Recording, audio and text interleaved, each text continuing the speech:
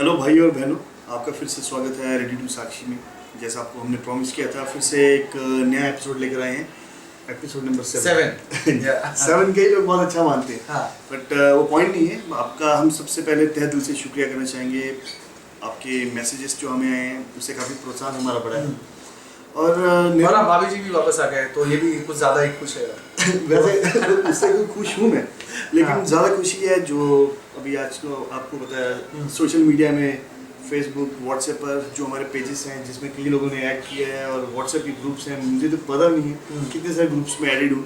और जो आपके कमेंट्स आए हैं बहुत ही काफ़ी ज़्यादा प्रोत्साहन बढ़ता है। Thank you. जितना तक मुझे याद है पिछली बार हमने जो क्लोज की थी वो लॉरेंस भाई के सवाल थे। लॉरेंस भाई के, तो चलो बिना समय बर्बाद किए शुरू करते हैं। लॉरेंस भाई ने जो कुछ सवाल पूछे हैं वो दरअसल सारे इंटरकनेक्टेड सवाल हैं। हाँ। कल्ट से, या कल्ट को आप कह सकते हैं, पंथ कह सकते हो, या फिर आप समुदाय कह सकते हो, या फिर एक्चुअली मैं ट्रांसलेटर में चेक कर रहा था दरअसल, तो उसको बोलते हैं दरअसल धार्मिक समुदाय। हाँ। सो हाँ, मसीहत में काफी समुदाय बने हुए हैं, अलग अलग विभिन्न प्रकार के। हाँ, इनका जो सबसे पहला सवाल है नरेंद्र भाई, वो है कि ये कल्ट क्या चीज़ है और कैसे है, ये कहाँ से है, और कैसे आप आइडेंटिफाई करते हो कल्ट को, यानी पहचानते कैसे हो कि कल्ट है? हाँ, सवाल तो काफ़ी अच्छा है। आपने शायद सुना होगा इनके बारे में। एक बहुत ही जाने पहचाने मसीह के स्कॉलर है, इनका नाम है वॉल्टर मार्टिन।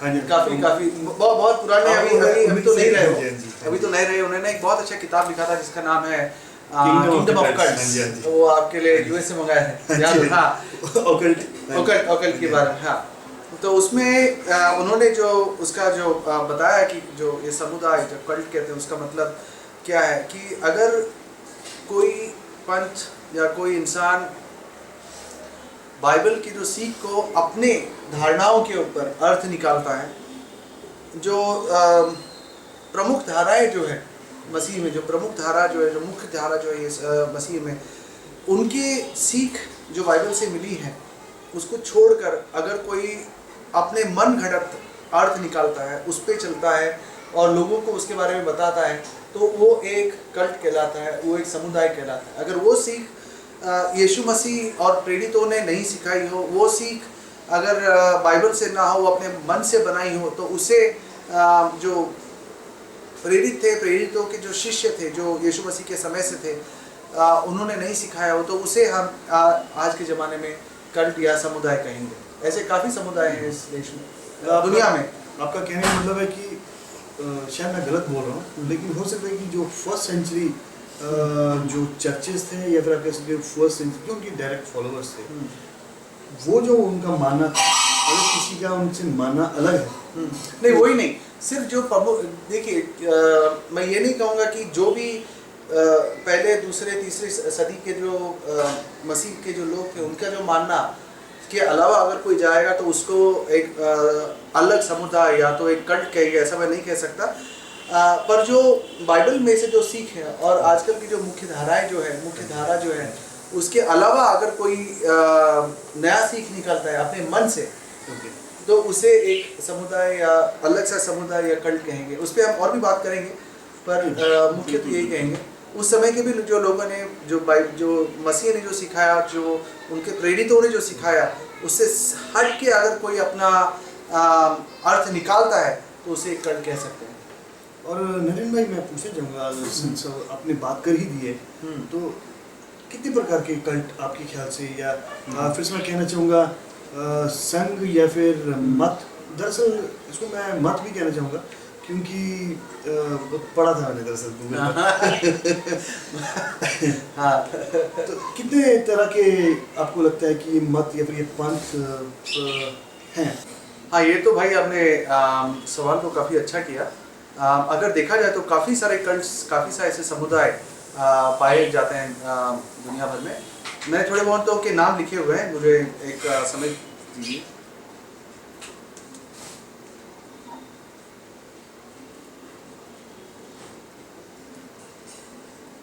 हाँ, जैसा अगर देखा जाए तो children of God, Christian adelphinism, Christian family fellowship, Christian science, सबके आगे कृष्ण लगा हुआ है, बट उसका मतलब ये नहीं कि वो मसीह का ही है।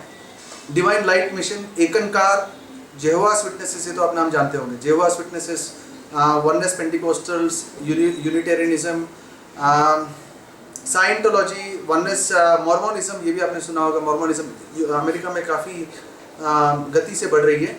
The way international, theosophical society, ये कुछ नाम है अच्छा जो अलग अलग नाम से निकलते जाते हैं। मैंने सोचा था मदर ऑफ ज़्यादा गॉड, बोलोगे। नहीं मदर ऑफ गॉड, काफ़ी सब आए हुए। पर अगर एक बात मैं आपसे कहना चाहूँगा भाई कि आपने ये जो पंथों की जो निकाला है, आपने जो बात छेड़ी है, अगर देखा जाए तो जो भी पंथ या जो भी समुदाय, जो कल्ट जो कहते हैं आजकल जो आपको देखने में आता है, यीशु मसीह के पुनरुत्थान के 2-3 सदी में जितने सारे पंथ जो आजकल जो समुदाय मिल रहे हैं, वो ज़्यादातर उस समय आके गए और अभी वही चल रहा है। अगर उसमें देखे जाए तो अगर आप उसको अलग वर्गों में बांटे तो ऐसे 3 वर्गों में उन्हें बांटा जा सकता है। पहला है नॉस्टिक्स, इसको मैं ट्रांसलेट नहीं कर सकता क्योंकि ये एक इंग्लिश वर्ड है। नॉस्टिक्स, वही Gnostics। ग्नोस्टिक्स और अनोस्टिक्स। जी साइलेंट है, स्पेलिंग है GNOSTICS। नॉस्टिक्स वो यूनानी शब्द नोसिस में से आता है, जिसका मतलब होता है ज्ञान। अच्छा, ऐसा मेरे को सब पता नहीं था। ज्ञान, ओके। मैंने कहा था ग्रीक क्लास में आओ, बट नहीं आया तो ग्रीक मैंने किया ना, पहला कर लिया। फर्स्ट ग्रेड तो किया ना।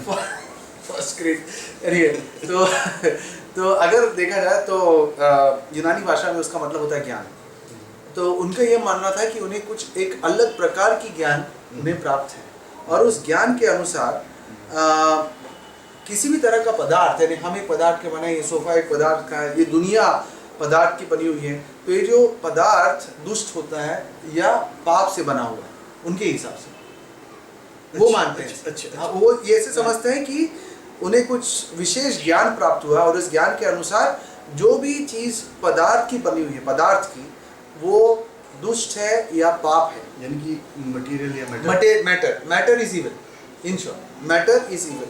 और अगर हम ये कहते हैं कि यीशु मसीह ने देह धारण किया और इंसान के रूप में आए, तो ये संभव नहीं है, क्योंकि जो खुदा है वो यीशु मसीह को खुदा मानते हैं, पर ये बोलते हैं कि खुदा देह धारण नहीं कर सकता, क्योंकि देह पदार्थ की बनी है और पदार्थ दुष्ट है, पापी है।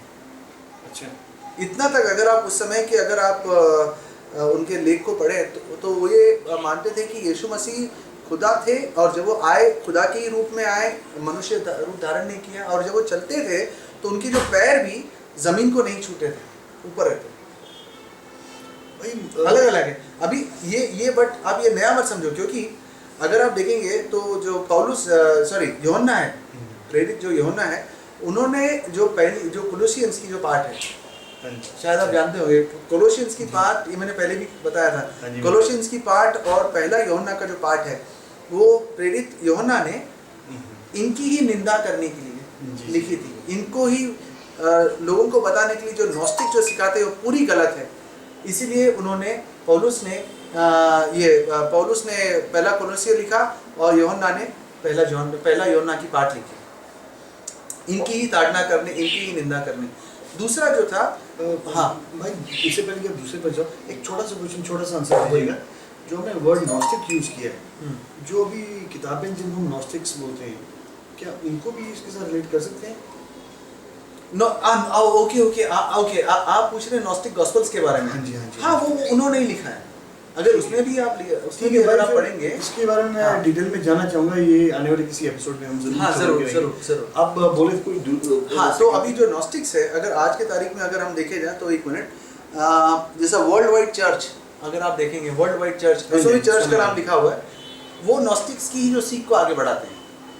आप विश्वास नहीं करोगे, जो पहली सदी में यीशु मसीह के जाने के बाद ये सीख जो बढ़ने लगी थी, वो कुछ समय के लिए मर चुकी थी, बट अभी शैतान ने फिर इसे जागृत किया है, और वर्ल्ड वाइड चर्च उसे आगे बढ़ाती। वही नहीं, अभी जो न्यू एज मेडिटेशन बोलते हैं, आपने देखा है, दीपक चोपड़ा, आप उसके बारे में पढ़ रहे थे, हाँ आपका फेवरेट, वो सब जो सिखाते हैं वो यही नॉस्टिक्स की सीख के ऊपर से आई हुई है।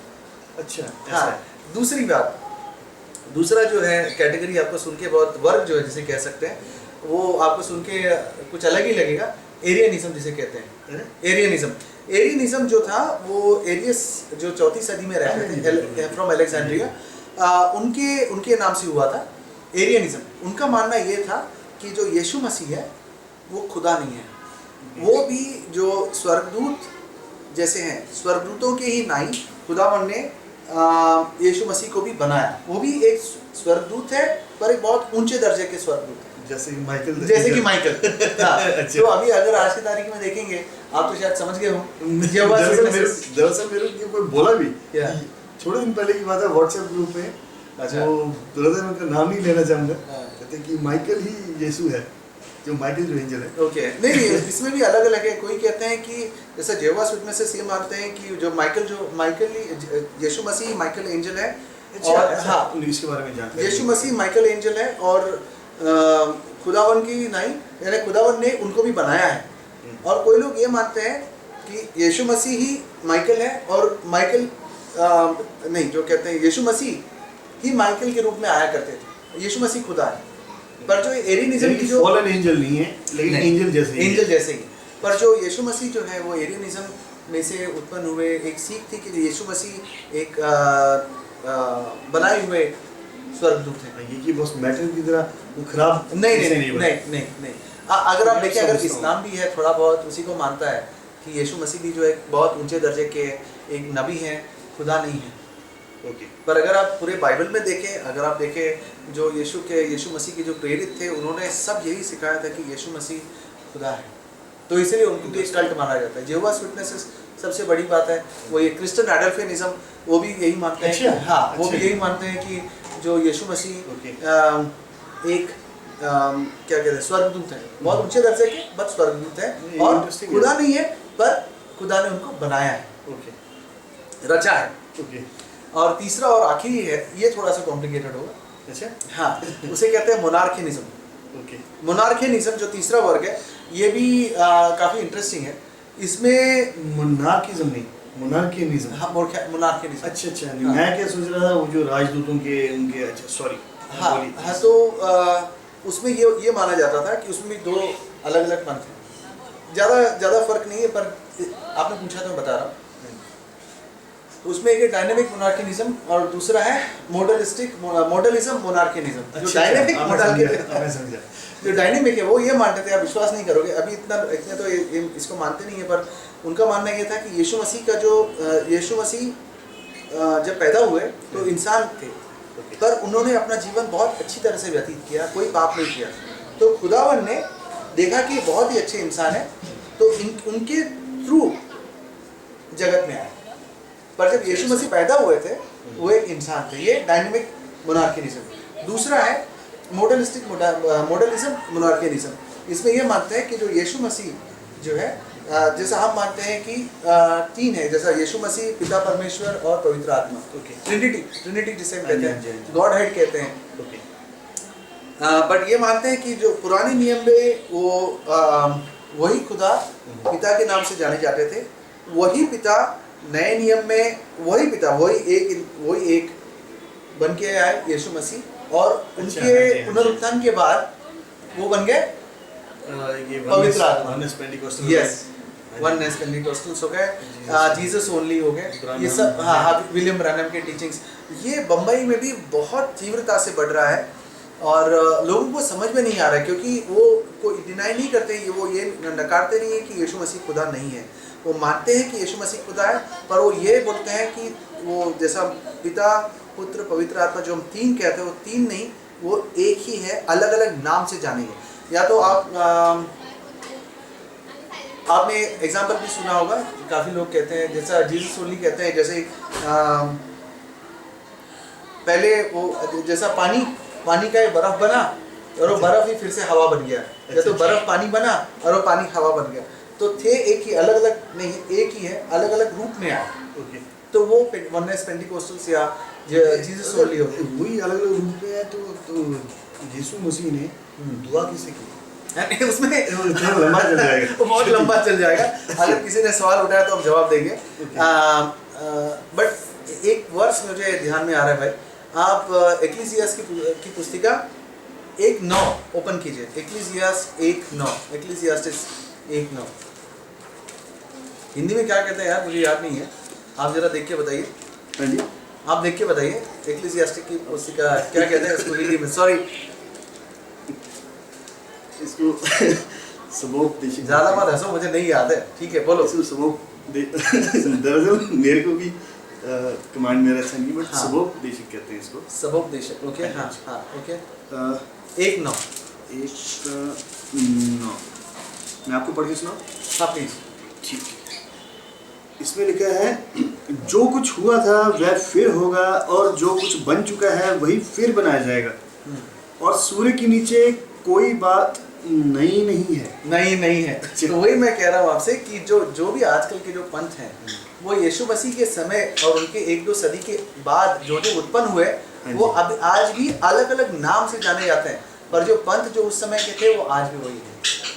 तो नरेंद्र भाई, जैसे आपने मुझे बताया कि मुंबई की बात कर रहे हो, मैं जानना चाहता हूँ कि हिंदुस्तान में ऐसे कितने कल्ट्स मौजूद हैं और जो प्रैक्टिस कर रहे हैं दरअसल, और जिसमें कह सकता हूँ कि अपना फैला रहे हैं। हाँ जी, ऐसे कितने सारे पंथ। अच्छा हाँ जी, रायता, वेरी नाइस। अच्छा, हिंदुस्तान में अगर देखा जाए तो जितना तक मैंने देखा है और जो पढ़ा है, ऐसा कोई ऑफिशियल स्टडी तो है नहीं, पर जितना तक मैंने देखा है और पढ़ा है, जेहोवास विटनेसेस काफ़ी स्ट्रांग हो रहा है, काफ़ी स्ट्रांग। जीसस ओनली मैंने खुद देखा, काफ़ी स्ट्रांग है, और मॉर्मोनिज्म अभी बढ़ रहा है क्योंकि यूएस से वो आ रहा है।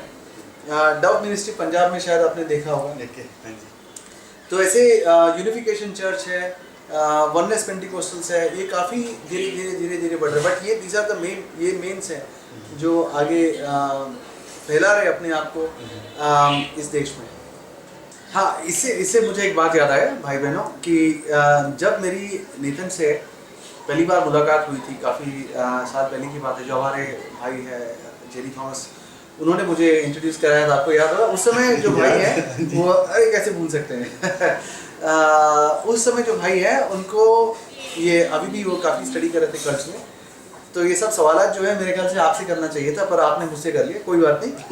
तो आपके हिसाब से मैं सेम सवाल आपसे करना चाहूँगा कि जो हमारे इस देश में जो शहर है, मुख्य शहरों में, कौन से मुख्य शहर में कौन सा जो कल्ट है, जो पंथ है, समुदाय है, जो अपने आप को मसीह कहलाता है बट मसीह का है नहीं, ऐसे आपके हिसाब से क्या कौन से हैं? मैं यही कहना चाहूँगा, हर जगह वो तो है। और अभी चर्चेज में भी मौजूद है, ये मैं गारंटी दे सकता हूँ। हाँ, मैं नहीं चर्च किया था, हाँ, और वहाँ पर मैंने कुछ टीचिंग्स देखी, तो मैं ही कह सकता हूँ कि आपकी चर्चेज में भी है, इसलिए बाहर डीपली बोलना चाहूँगा। बट भाई एक बात कहना चाहूँगा आपसे कि जो पहले सदी के जो हमारे चर्च फादर्स थे, जो प्रेरित थे, उन्होंने काफ़ी अध्ययन करके अगर देखा जाए तो उन्होंने 6 ऐसी सीख निकाली बाइबल में से, जो उनका मानना था कि इसका ये ज़रूरी है कोई ऐसे संगठन के लिए, कोई ऐसे इंसान के लिए ये कहने के लिए कि वो मसीह में है या नहीं। अगर 6 सीख अगर आप देखेंगे तो पहला सीख है ट्रिनिटी का, ओके, जो कहते हैं हाँ कि खुदा एक है और एक में 3 है। दूसरा सीख अगर हम देखेंगे तो ये है कि यीशु मसीह जो है वो आए, वो खुदा है और उन्होंने मनुष्य का रूप धारण किया, और मनुष्य का देह लेकर इस धरती पर आए। तीसरा ये कि उन्होंने निष्पाप जीवन जिया। चौथा ये कि उनको क्रूस पे चढ़ाया गया हमारे लिए। पांचवा सीख ये है कि उन्होंने तीसरे दिन मृत्यु में से जाग उठे और फिर स्वर्ग चले गए। तो आखिरी का जो छठवां सीख अगर हम देखेंगे तो सबसे महत्वपूर्ण है, वो है कि हमारा जो उद्धार हुआ है वो विश्वास के एफिशिएंस की दूसरे बाब का 8वां और 9वां अध्याय उसमें क्या लिखा है कि हमारा जो उद्धार हुआ है वो विश्वास द्वारा अनुग्रह से हुआ है, हमारे कार्य से नहीं पर उसके अनुग्रह से। तो ये 6 सीख जो बोलते हैं, वो 6 सीख के आगे अगर कोई जाता है, उसके विपरीत में कोई कुछ सिखाता है, तो उसे हम भी एक कल्ट कह सकते हैं। पर हमें कोई दिल की बात आपसे बताना चाहूँगा भाइयों बहनों, ध्यान से सुनिए।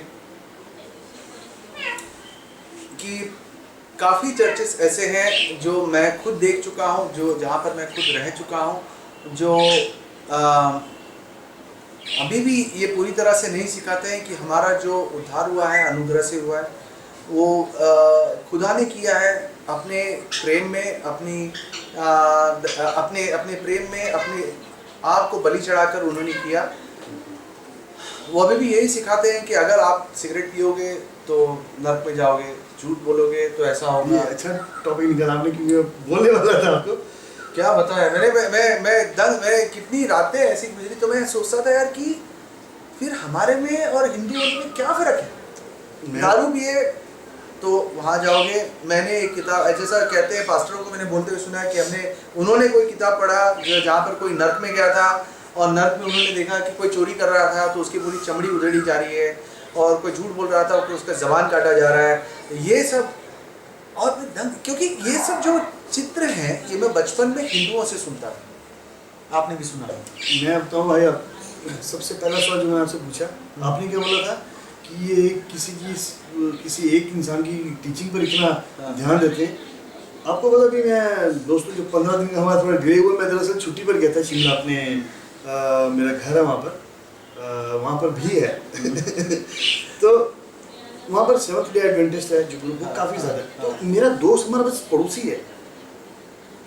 अभी पहले तो जैसा था प्रचार वगैरह में, चलो ठीक है, अभी उन्होंने चाय बंद कर दी है, घर में टीवी बंद कर दिया है, रेसलिंग फिर भी देखते हैं और उसके जी, और उसके अलावा कोई अननेचुरल चीज़ नहीं खानी, जैसे डब्बे वाला टेट्रा पैक का जूस नहीं पीना है, कुछ ऐसी। और तो और कोई आया, उसके बच्चे को कोई टॉफियाँ चॉकलेट दे दी उसे उठा के वो फेंक दी था खेत में, कहता ये क्यों, और दही और दूध पीने छोड़ दिया। आप ये सोचो, देखिए मैं अगर इसको इस बैलेंस से बोलूँ, पर अगर कोई ये कहता है कि ये करने से हम स्वर्ग जाएंगे, तो ना वो बुलावा दे दिया, मैं तोते नहीं जा सकते मेरे तोते को भी दिक्कत है इससे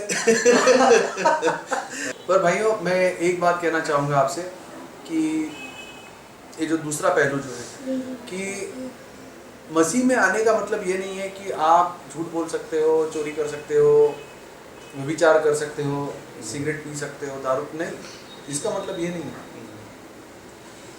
तो अगर मैं कहता हूँ कि हमारा जो उद्धार हुआ है वो विश्वास और परमेश्वर के अनुग्रह, विश्वास इसमें रखना है कि परमेश्वर का अनुग्रह से हुआ है, उससे तो है, पर उसका मतलब ये नहीं है कि हम गलत काम कर सकते हैं। क्योंकि जैसा बाइबल कहता है कि अगर हम यीशु मसीह में हैं तो हमारा जो पुराना जो बर्ताव है वो जा चुका है, और अगर तो भी आप इसमें अगर जाते हैं तो शैतान को आपके जीवन में प्रवेश करने के लिए आप एक द्वार खोल देते हैं। जैसा देखिए साम्स भजन संगीता 91 कैसे कहेंगे, 91 की पहली और दूसरी आयत में लिखा है कि जो भी परमेश्वर की छत्र छाया में रहता है वो उसे, ये जब डर लगता रात को तो यही पढ़ता हूं। हाँ, वही छुप जाते हैं। पर बात ये होता है कि उसका आप एक छवि अगर बनाएंगे तो आपने देखा होगा कि जब एक मुर्गी चलती है अपने बच्चों को अपने पंखों के नीचे लेके चलती है, आपने देखा है ऐसे ऐसे पंखों के नीचे लेके चलती है, और बच्चों को उसके अंदर चलना बहुत ज़रूरी है। उसके अंदर में जब तक है तो बाज उसको छू नहीं सकता। पर अगर कोई बच्चा वो पंख से नीचे से निकल जाए और बाज लेके चला जाए तो क्या माँ की गलती है? नहीं, वो बच्चे की गलती है। तो जब हम मसीह में आते हैं तो प्रभु के पंख के नीचे हम रहते हैं और हमें तब कोई नहीं छू सकता। पर जब हम गलत काम करते हैं तो हम अपने आप को शैतान के सामने प्रस्तुत कर देते हैं। पर हमने हमारा जो उद्धार किसी भी समय हम अच्छा करें या ना करें, हम ये नहीं सोच सकते कि हमारा जो उद्धार हुआ है वो अपने वजह से हुआ है कि मैंने अच्छा किया करके परमेश्वर ने मुझे बचाया। नहीं, कभी नहीं हो सकता। फ्री विल का गलत उपयोग करना, हाँ, कि अगर हम परमेश्वर ने हमें गलत फायदा उठाना है, कि परमेश्वर ने हमें अनुग्रह में हमें इजाज़त दी है कि तुम्हारी मर्जी से जो करो कर सकते हो, पर उसका मतलब ये नहीं कि तुम तुम्हारी मर्जी को गलत जगह में लगा दो। और अंत में भी ये कहना चाहूँगा मेरे भाई बहन कि अगर आपको ऐसे चर्च में है जहाँ पर ऐसी सीख है कि परमेश्वर के अनुग्रह के अलावा भी आपको 10 चीज़ और करनी है, तो मैं यही कहना चाहूँगा कि आप अपने आप को दुआ कीजिए, बाइबल पढ़िए, अपने पास्टर से बात कीजिए, मैंने भी वही की। और तभी भी अगर ना हो तो भी दुआ कीजिए कि परमेश्वर आपको राह बताए कि अच्छा तो अगर ये सही नहीं है तो मुझे और कहाँ जाना है, जहाँ पे मुझे परमेश्वर के अनुग्रह के बारे में सच्ची सीख मिलेगी। नहीं तो वैसे मैं कहना चाहूँगा, अगर इन केस अगर ऐसा आपके केस में है, जैसे मुझे एक बार फ़ोन आया था मेरे फ्रेंड को, चर्च ढूंढ रहे थे हैदराबाद में, तो हम साक्षी पॉलिटिक्स नेटवर्क के मेंबर हैं और हमारा कोई चर्च नहीं, मैं ये नहीं कहूँगा हमारे चर्च नहीं, हमारे चर्च में अलग अलग चर्चेस हैं, कोई पेंटिकोस्टल चर्च में जाता है, कोई बैप्टिस्ट चर्च में, कोई ब्रदरन। तो हमारा कुछ ऐसा डिनोमिनेशन मसला नहीं है आपस में, लेकिन आप हमसे ज़रूर एक बार सजेशन ले सकते हैं। अगर आप ढूंढ रहे हो कोई अच्छी चर्च को तो आप पूछिए, अगर हमारे ज्ञान में कोई अच्छा है तो हम आपको बताएंगे। जरूर पर सबसे बड़ी बात यह है कि ये जो एक खामी है जो हमको मसीहत में भी देखने को मिलती है, जो मसीहत ही छोड़िए हिंदुइज्म, इस्लाम सब में देखने को मिलता है कि जो कोई भी है वो उनके पंडित ने क्या सिखाया, उसके इमाम ने क्या सिखाया, उसके मौलवी ने क्या सिखाया, उसके पास्टर ने क्या सिखाया, वही सुन के चुप रहता है, किताब खोल के कोई पढ़ता नहीं। यही हालत CNI और CSI में ओपन करना चाहूँगा, सब में बहुत अगेन चर्चेस में भी है, बहुत कम चर्चेस में देखा गया है कि वचन को पढ़ने पर हाँ उस पे पढ़ने के लिए प्रोत्साहन दिया जाता है, सीख दिया जाता है। यहाँ पर पास्टर ने बोल दिया, वो प्रभु के कलाम से भी आगे निकल गया, कोई ओपन करके देखेगा नहीं कि वो वर्ष का मतलब क्या है। पास्टर TD Jakes जो भी हो, किसी का नाम नहीं लेते, पर अगर इतने सारे जो पंथ बने हुए मेरे भाई, अगर आप देखें कि इतने सारे जो लोग हैं जो बातों में आ जाते हैं, जैसे जेहोवास विटनेसेस के, वननेस पेंटिकोस्टल्स के, जीसस ओनली वालों के, बाइबल ओपन करके पढ़ो, सब कुछ है। मेरे बोलने की जरूरत नहीं, खुले मन से परमेश्वर का प्रेम पत्र है तुम्हारे लिए, इतना तो बनता ही है ना कि कम से कम उसको ओपन करके पढ़ो, खोल कर पढ़ो। बिल्कुल आप खोजोगे तो जरूर पाओगे। लिखा है जरमाया की नबी की किताब में, उसका 13वीं में, हाँ 29वीं पार्ट की 13वीं आयत में, जब तुम्हें मुझे खोजोगे तो तुम मुझे पाओगे, जब तुम मुझे अपने पूरे तहे दिल से खोजोगे। यूहन्ना इंजील में 14 में लिखा है, yes, whatever you ask in my name I will do it for you. जो भी मेरे रेवलेशन में भी जो प्रकाशित वाक्य में भी है कि खटखटाओ खोला जाएगा, गॉस्पेल में सब में आप खुद अभी करना, आपको खोज आपको करनी है। भाई आपका एक्चुअली बहुत इंटरेस्टिंग था ये, लेकिन अभी समय की थोड़ी पाबंदी है तो अभी हमें अलविदा कहना ही पड़ेगा। तो हमारे ब्रदर हैं जिंटू थॉमस, जैसे आपको पता हम हर एपिसोड के एंड में बताते हैं कि नेक्स्ट में क्या करने जा रहे हैं, या फिर आने वाले समय में कुछ हो सकता है कि हम कुछ करने जाएँ। जिंटू थॉमस जो उनका हमने पहले भी सवाल का जवाब दिया था, तो उन्होंने कहा कि क्या हम किसी प्रचारक जैसे कि मुस्लिम अपॉलोजिस्ट हो गया, डॉक्टर जाकिर नायक है, या फिर कोई जेहोवा विटनेस कल्ट का कोई, हर एक एपिसोड में उसका थोड़ा बहुत विवरण दे दें, थोड़ी बहुत जानकारी दें। हाँ। तो कोई बात नहीं, हम ब्रदर जिंटू से ध्यान जरूर रखेंगे। वैसे उन्होंने कहा था कि एक प्रचारक हैं अल्फा ओमेगा मिनिस्ट्री के, जेम्स वाइट, ओके, वो काफ़ी सुनते हैं। तो कोई बात नहीं ब्रदर जिंटू, हम ज़रूर इस बात का ध्यान रखेंगे और हम कोशिश करेंगे कि आने वाले एपिसोड में कम से कम 2-3 मिनट निकाल कर कोई भी नया कुछ चल रहा है मार्केट में तो हम आपको ज़रूर पेश करें। हाँ। और हमें ईमेल लिखते रहिएगा, हमारा ईमेल एड्रेस है ready2sakshi@gmail.com, READY 2SAKSHI@gmail.com, वैसा आप स्क्रीन पर देख सकते हैं। और हमें ईमेल लिखिएगा और जितना हो सके इसको हमें सब्सक्राइब कीजिए, वो सबसे इम्पोर्टेंट है। और अपने फ्रेंड्स के साथ शेयर कीजिएगा, फैमिली से शेयर कीजिएगा, आप भी कर रहे हैं। यस ठीक है दोस्तों, मिलते हैं आपसे फिर अगले 15 दिन में और नया एपिसोड लेकर आएंगे। तब तक के लिए आपका बहुत बहुत धन्यवाद हमें सुनने के लिए और अपना समय देने के लिए, खास तौर से thank you. Take care, bye bye. Okay भाई।